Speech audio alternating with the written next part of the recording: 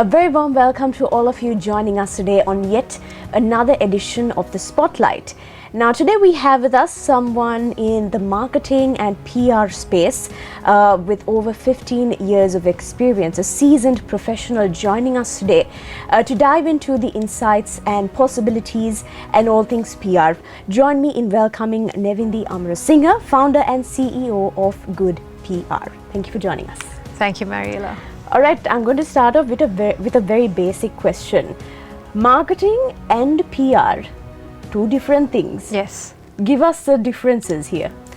Oh. Since you're a professional in both the fields as well, some people sort of think, oh, PR is dealing with people, marketing is also dealing with people. It's more like this, like the difference is how we do it now. When it comes to marketing, it's not like selling a product. Like marketing is all about, selling, and it's your needs and wants, right? Yeah. But when it comes to PR, it's about managing reputation of a person or an organization. So there is a difference, and when it comes to sales, I'm just adding a little bit of a point. Marketing, sales and PR, everything is in one space. Mm-hmm. So it's a very, it's a very careful thing you have to think through when it comes to marketing, PR and sales and different other parts. So you have to be careful as to what you are, good at. And when you said that I'm a seasoned marketing and PR professional, yes, we need marketing, we need PR for us to be this person. Mm-hmm. So now, what's the story of Good PR? Walk us through the journey. Right, I'll take you through to 2018, where I was working at a corporate company, and I was thinking through, okay, I need to do something on my own. Then here we go. So I've been in the corporate field for some time, and I thought, okay, it's high time for me to do my own thing. And with the studies that I did, I got some kind of inspiration to do my own business. So when I started on my own, 2019 was not a great year for us. But then, having said that, it didn't discourage me. I just kept going. I started my logo. I had only 38,000 in my hand, where I had to register the company and, private limited, this and that. So a lot of things, right? Procedures. I wanted to go in a very professional way so that whoever the clients that I am trying to sign up for my business will know that I'm professional. So 2019, when I started, I only had 1 or 2 clients, but there were actually a lot of clients that I knew in my corporate career.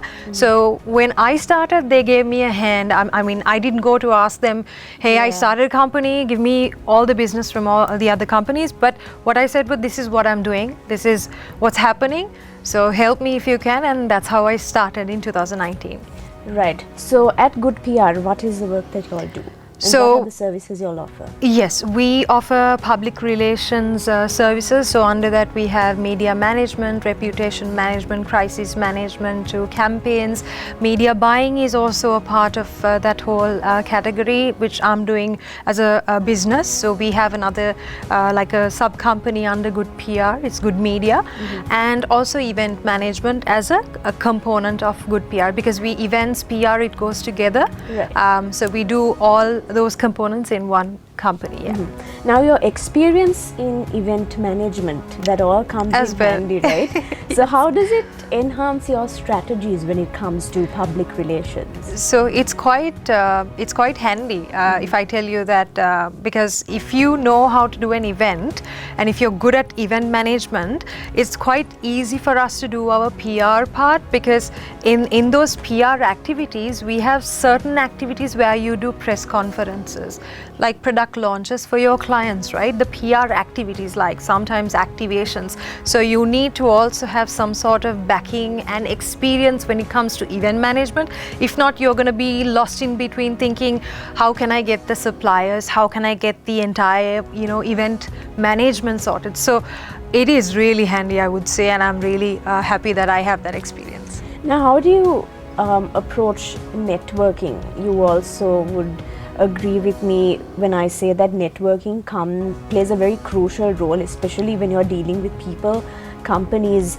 and all of that. How do you approach this style? So when it comes to networking, it is actually your network. There is a saying, your networking is your net worth, if I'm not mistaken. So what I do is on social media, I don't know whether I'm okay. Is it all right to mention LinkedIn? So when it comes to LinkedIn, that's where I network mostly. So I believe in that professional network where we, talk about our services, managing my own reputation on LinkedIn, and that's my network. So that is one area where I network in terms of social media, and the other is when you go for events, how you present yourself to another person. Like when you talk to a person, you exchange contacts and then you tell, this is what I do, this is what he or she is doing. So that's where you do your second part, that is networking. It's quite important now. As a PR professional, I would say, we are good at talking. We are good at, like building reputation and building rapport, as you know, right?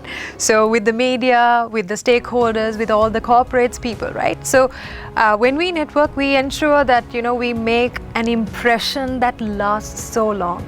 So they remember us. Okay, Nevindee, right? I met you at this event. That's how they remember me. Now, over your years of handling events and orchestrating events on different types of scales, tell me a few key lessons that you have learned from your experience and expertise. Yes, so key learnings would be contingency plans and backup is mandatory. There was this one event where I was also like a very new person to the industry back in the day, and then the event was supposed to happen at 5 p.m. and the supplier did not turn up till then. We had a part of the setup done, and then till about 5 p.m. and it was a huge corporate client who trusted me with the entire work. And end of the day, when we handle the suppliers and the vendors, it's our responsibility. We need to know, we need to be sure of who we are dealing with. If they do something, it's on us. So that was one of those places where I really thought through, and I took it into my muscle memory. Right, hereafter, if I'm not sure of this person, or if I feel like I did have this problem for like, let's say 5 hours before the event where it was a little suspicious, but then we did not take it like really serious, that's where the experience is also needed. So that was one part where I understood contingency and backup plan is quite important for us to have within our capabilities and capacity. And the second would be to also have experience in sudden situations like electricity, right? You need to know what you're going to do if the power goes out.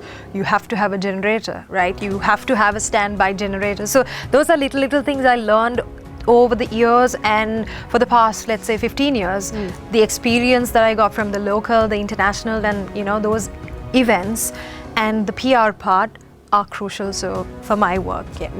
Now you also have a team working behind you as well. Yes. So within this team that you have, how do you foster creativity among them so that they also enable your vision, so that they help you in creating that plan for the event or whatever PR campaigns that you all accomplish?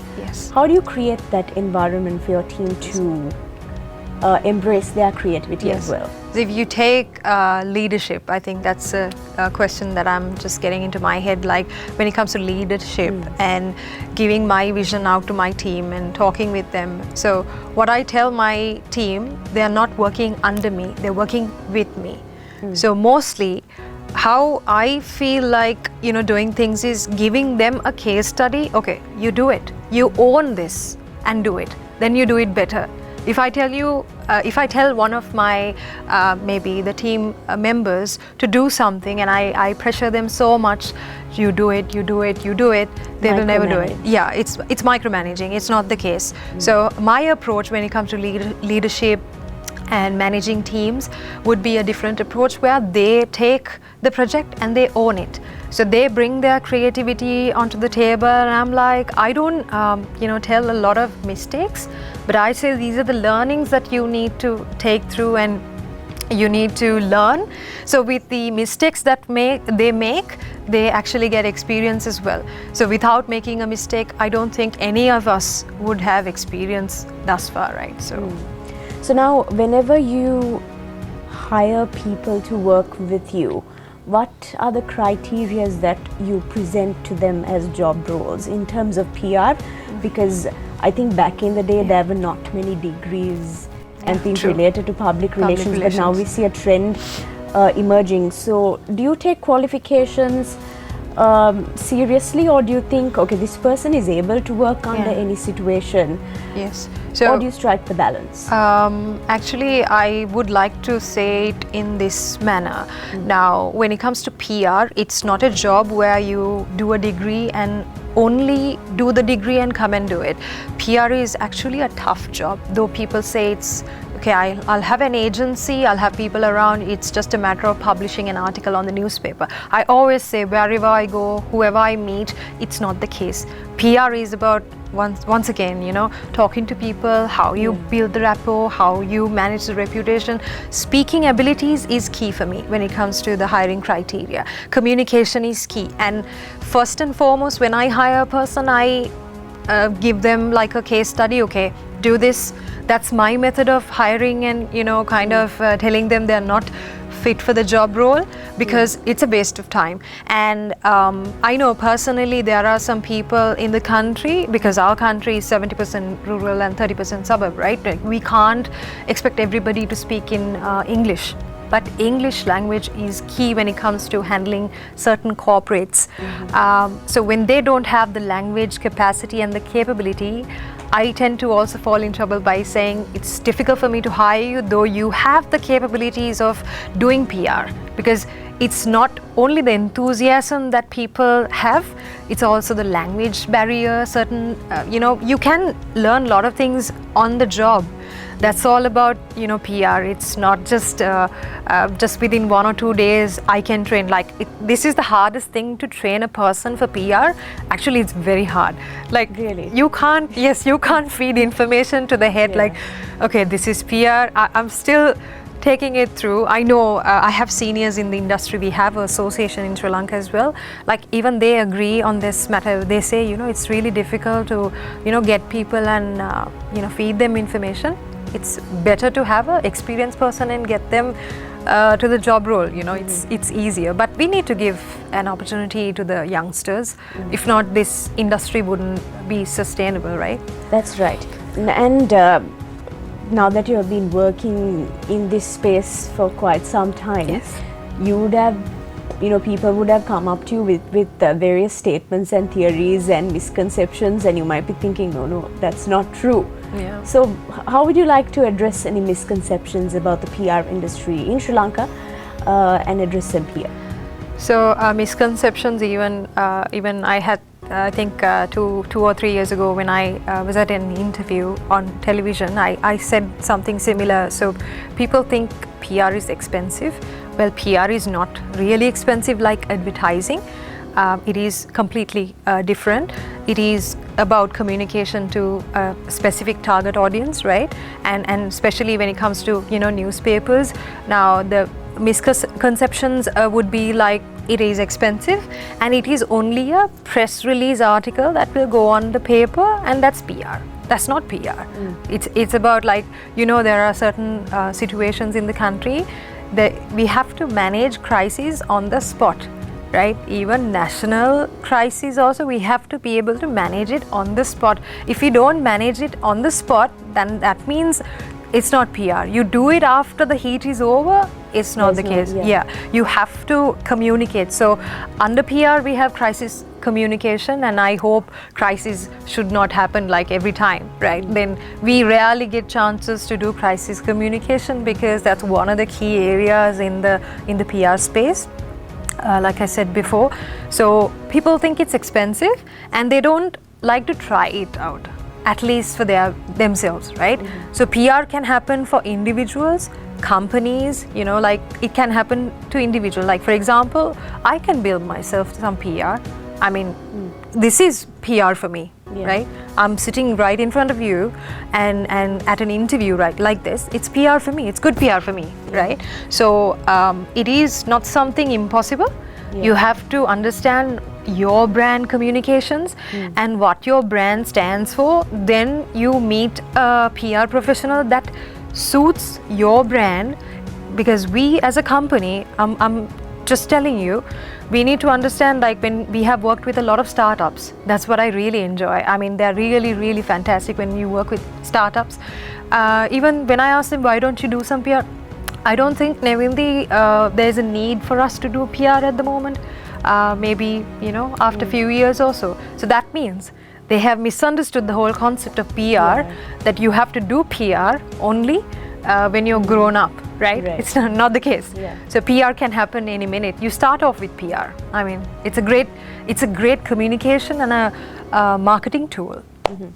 Now, this is a dynamic field, right? Things change, things come and go. Yes. And you also mentioned that there is an association established for PR. I had no idea about that, to be honest, because sometimes, so maybe we are not in the field, so we wouldn't really keep up with what's happening.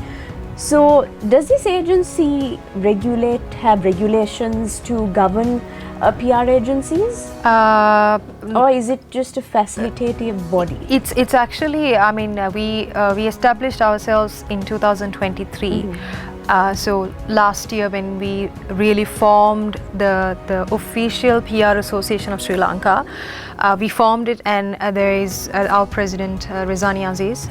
She's from a PR company, and these guys are seasoned professionals. Nimal Gunawardana, Kendall Hopman, these guys are seasoned professionals. There's yet a lot of things that we have to learn from them, and all of us, like I think we have 10 members in our official committee, and also members joining in to this committee. We have had events in the past. I think January we had an event, and we are hoping to have another event. Everything is an expense, Mariela. It's not easy for us to do events as well on our own expense. So this body is trying to make some really cool changes in the industry, right? Which is a good thing, because public relations is something respectful, right? That's what people need to understand. It is a part of your marketing campaign, and it is a part of your organization communications tool, right? I mean, organizations communication, you need to understand that there's so many major ways that you can really address your matters to the public through PR. So we as the PR Association, we are planning to do many things, and also with other countries. We have brought down 2 speakers to Sri Lanka from India. We did a very good event on crisis communication, and also our inauguration was held last year, and we saw there was an interest from the corporate comms, from the corporate fraternity.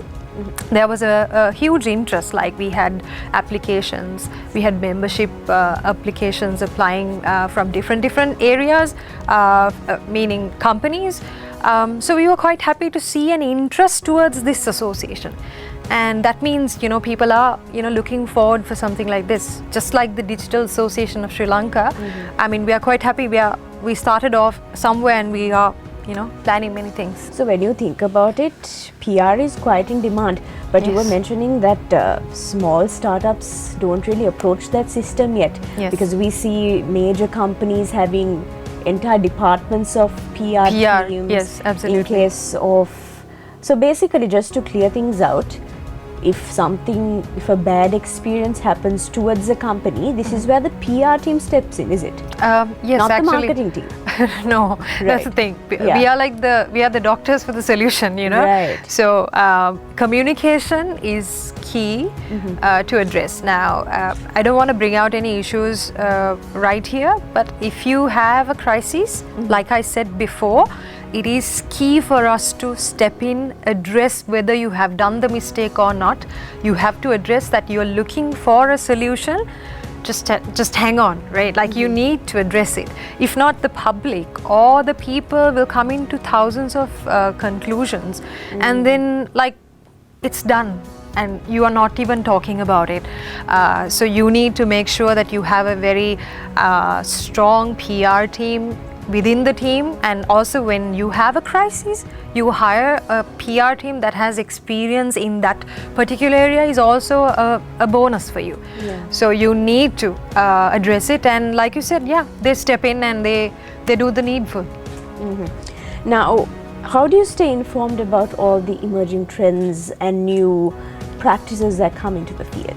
I think we are the most updated people in the industry, more than the marketeers and the, other people, because we've got to watch news, right? Yeah. We've got to read newspapers. Though you like it or dislike it now, we are like, we are supposed to read news, in the morning, like the newspapers. You get the newspapers to your, office. You have to go on YouTube. If you do not have a TV, just go on YouTube. All the channels, they have their news, right? So, so sometimes I watch around, 8 to 10 channel, news headlines, just to see whether the news is all real, whether they have some, sometimes they have different theories on the same news, right? So you're kind of confused there.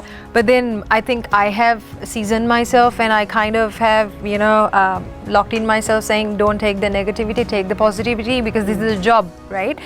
And I watch news and I keep myself updated about, you take the other channels, like international channels, local channels. It's a must for us to be be aware of the situations that happen not only here, in other countries, Otherwise, if somebody asks you something, then you're like, did you know about this? Yeah. And you say, I don't know? I can't be like that, because I'm a PR professional and I need to know. So I think I'm quite updated about those things,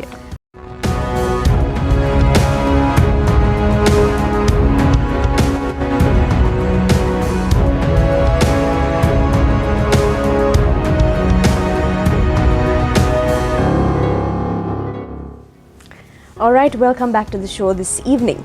We are in conversation with Nevindee Amarasinghe today to talk about all things PR and in the PR marketing and marketing digital landscapes.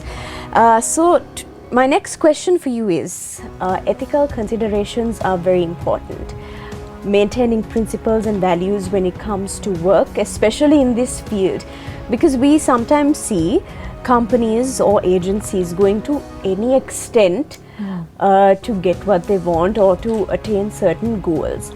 But in your case, you all have maintained a very good reputation in terms of maintaining principles and values and having good discipline. So what is the secret to this, Nevindee? I would say I don't run behind the whole revenue part, like too much of profit, we all need the money, that's true. But I think companies need to understand why they do it in the first hand. To gain reputation, you don't need to chase anything and everything. There's a way. We are PR professionals, right? We can do certain things in our own way. And you running behind anything and everything does not give you value. Also, the ethicality and maintaining of discipline, like especially we as PR professionals, we need to understand that we are supposed to maintain a reputation for ourselves. Now, for instance, I'm the founder of the company. I have to manage a reputation on my Facebook, on my LinkedIn, and also on Instagram. If you have your personal life to different things, you need to understand that the world is watching you, and the world is also ready to throw back so much of negativity. So you need to be careful, and you need to know who you add and associate when it comes to the social media. When you said about the ethicality, there are some brands and there are some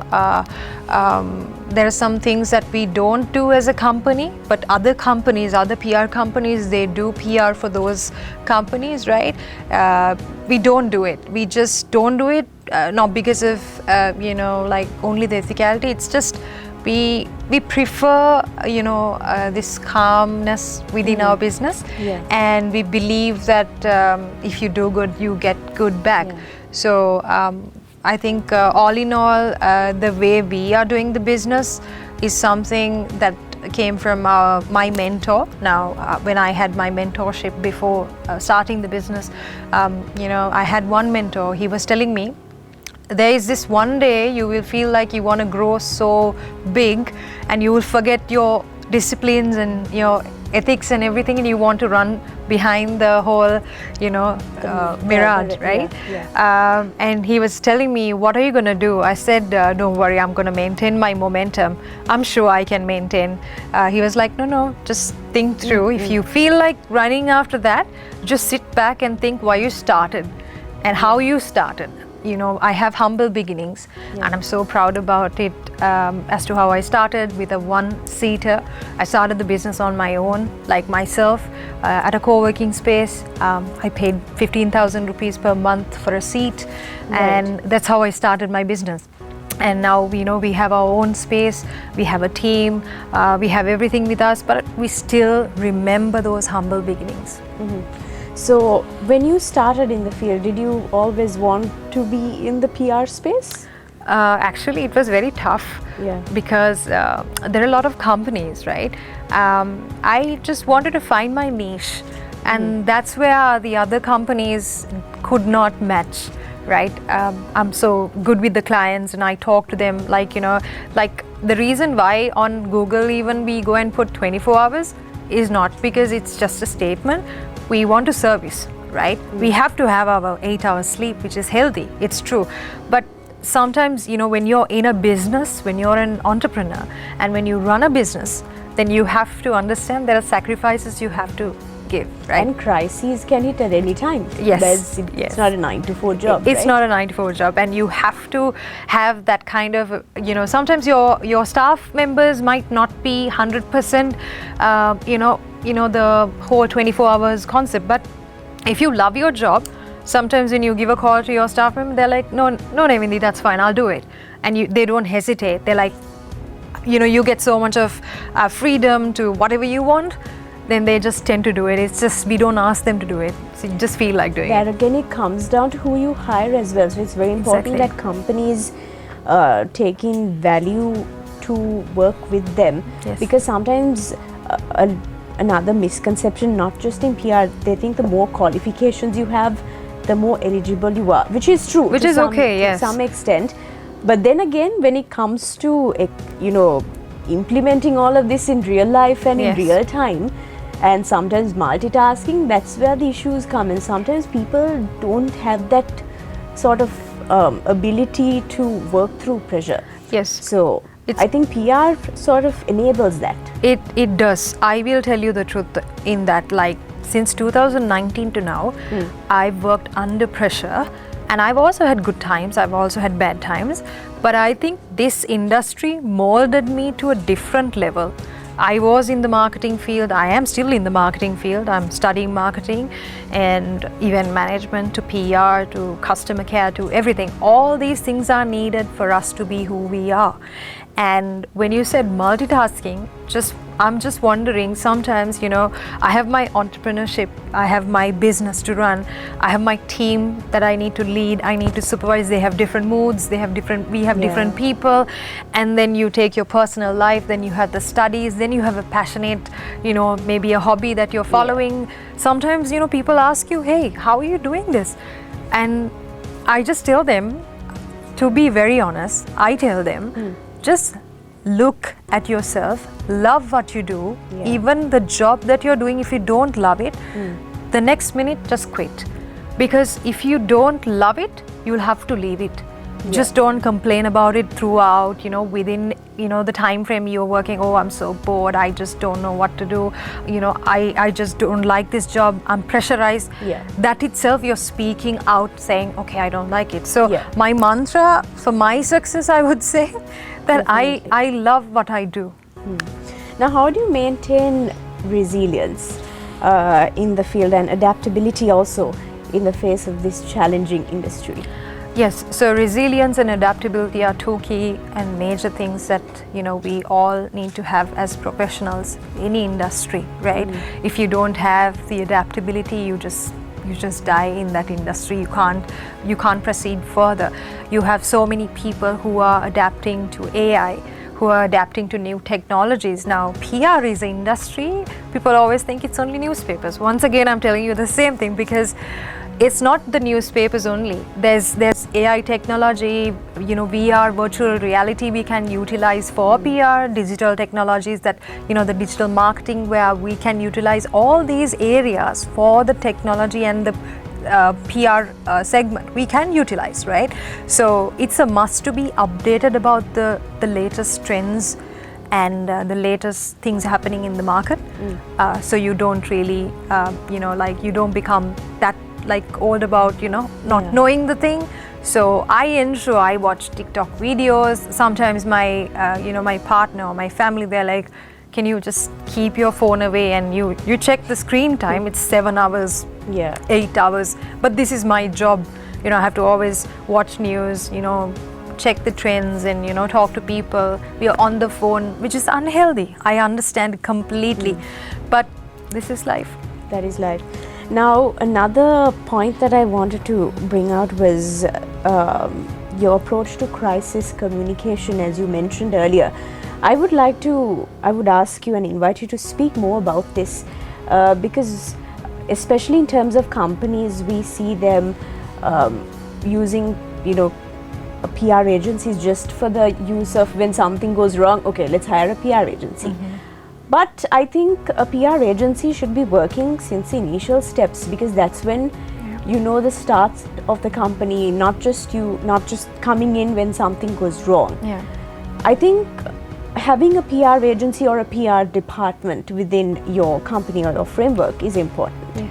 So I would like you to invite you and for you to explain to our audience watching us today, anyone, that having a PR personnel or PR department is not a bad thing for your initial startup. Yes, definitely. If you can have a PR person inside your organization, you might not be able to have the 100% scope, but you might have a person who will coordinate with the agency. Sometimes, there are occasions where you take the big companies, they have a PR and communications manager, but they are not the ones who are coordinating or talking to the media directly.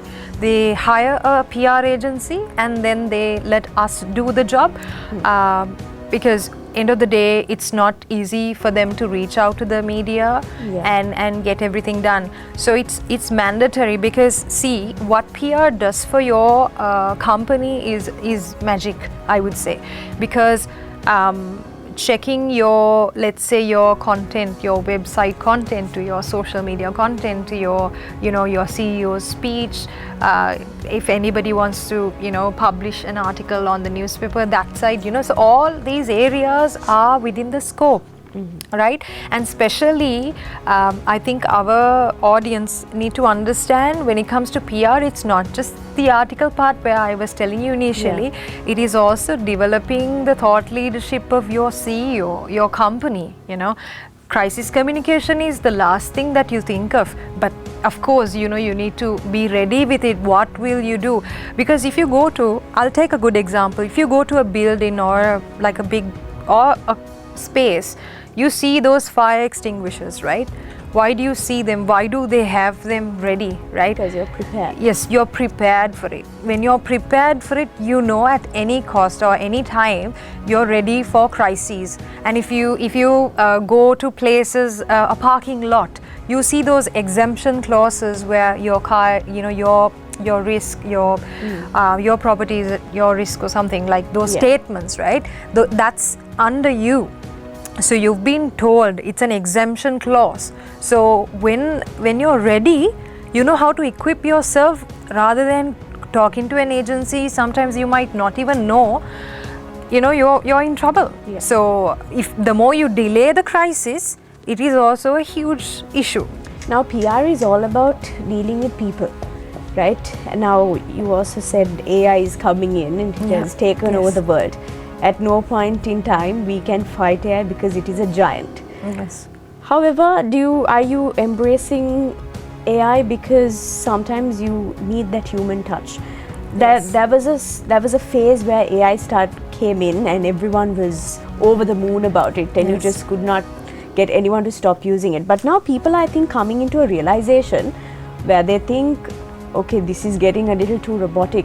We need that human touch. We need, because we are, end of the day, we are those, visual creatures. We want to see things, we want to touch things and feel things. That's how we really, Function. we are very, yes, we are functional in that way, and that's how we are, really into that. So if you take ChatGPT, right, that's like the latest trend of, people. So people were asking me, most of the corporates are like, so Nevindee, do you really think I need to hire a writer?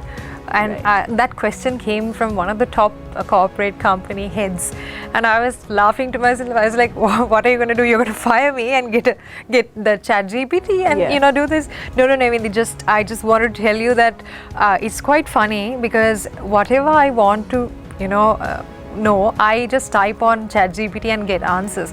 I mean, with all due respect, it's a fantastic tool, I would say. But we still, when we talk to our writers, even they're like, so Nevindee, this tool is amazing. But then that experience and that know-how, ChatGPT does not know yet. Yeah. Right? ChatGPT does not know the structure of certain things, right? Definitely. You have to prompt, the right words. We were discussing even today, at work we were telling, okay, this is how we need to do things, and we have to get use of certain tools, but ensure that we don't get lost in between those tools, because we are professionals. We are not just copying from the internet and pasting it to those platforms. Definitely. But we can get some support. It is no harm, I would say. Now, how do you want to discuss with us the importance of continuous learning? You never stop learning. Absolutely. Especially this field of PR, because I think every day you might end your day thinking, oh, I learned something new. Some people, with all due respect, some people think, okay, I have my doctorate in this, my PhD in this, so no one can come close to me. How would you like to address that? I would like to say now, recently, I think last year I started my master's in strategic marketing. So my areas of expertise is marketing and PR, right? So I was wondering, if I was just with my degree and with my, other courses and whatever the experience I have, would I ever be able to know what's happening and how I can apply those models or theories into my business? How I can carve or maybe develop my business into a different level. So this is why we learn. This is why we go, we want to know, we want to talk to people, but it doesn't come for free, right? We have to, if you have to sacrifice, you have to, purchase, you need to pay for your education, especially higher education. It's not free, though in Sri Lanka we have, and certain other countries we have free education up to a certain extent, and even the university education is free sometimes, but I would say after starting my masters, I have changed. Like, I know it personally. I know in my leadership and the way I make decisions, my sharpness and my focus in terms of talking to people, because we are with people all the time. We need to know what we're talking. We can't just go ahead and be like, I'm sorry, I'll get back to you tomorrow. I can't say that. I need to understand. I need to be ready with what I'm talking, and I need to know the things that's happening around. Like you very correctly initially said, how do I keep myself updated? So my higher education is also helping me, and I'm not going to stop my education from here. I have plans for my PhD as well. So there are a lot of things that we still learn. Even if you pass your age 60, 70, 80, 90, doesn't matter. As long as you can learn, certain things you can unlearn, certain things you can learn. So keep learning.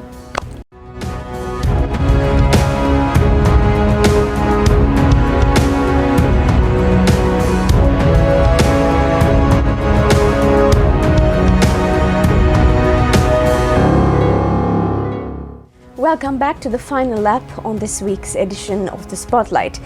Nevindee, let's talk about the impact of social media and the challenges that come along with it. So social media is also a beautiful tool if you use it right.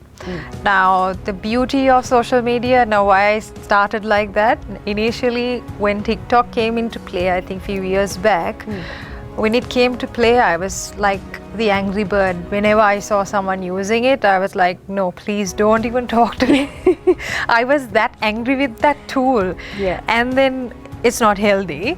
But if you know now with the trends and with how it is setting the trend, I felt like I should try it too. Yeah. Now I felt old when I started using the tool TikTok, and most of my like the industry friends, they were like, "Oh, Nevindee, you're using TikTok for PR, which is fantastic. How come? You know, you said you're not okay." I said, "That's how it is, right? You've got to embrace, adapt, and then, you know, let go of those that kind of a mentality sometimes. But then that's the beauty of it, right? You can use the tool correctly, like Instagram, YouTube, Facebook, LinkedIn. You know, those tools are fantastic to kind of, you know, use it in the right mannerism.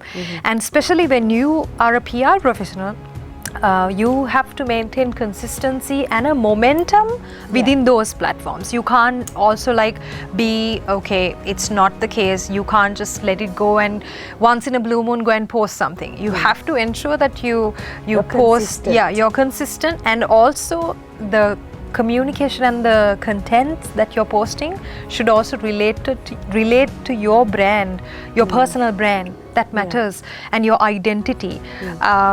So that is the beauty of social media.